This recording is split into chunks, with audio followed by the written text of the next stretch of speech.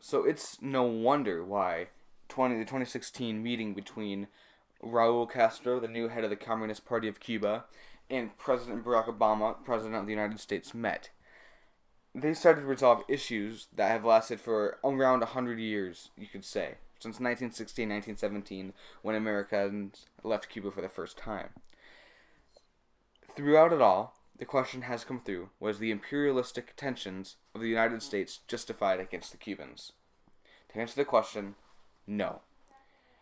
At first, you could decide, okay, yes, they were trying to bid Spain away, make the Cuban people better, but by getting involved in the Cuban affairs and the Cuban issues happening, they only made things worse. By 1938, when FDR tried to help form a democracy, it worked for a little bit, but ended up failing again. Thus, showing how, even though the United States had good intentions, imperialism never really worked and just leaves a bitter taste between countries. This was seen in the Philippines way before the Cubans. This is still seen between some African nations and some European nations. Imperialism is never justified unless there is an actual reason to go for it. Like I said, the United States at first, yellow journalism, all this crap.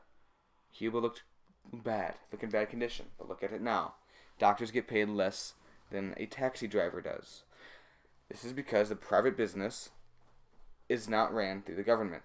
Anything ran through the government includes schools, churches, includes doctors' offices, some restaurants, and other government-owned businesses. They all get provided money and food in funds from the Cuban government.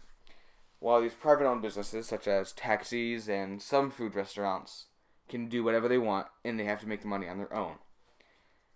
These ideas would not have been established if the United States would have just left Cuba alone and let them do their thing.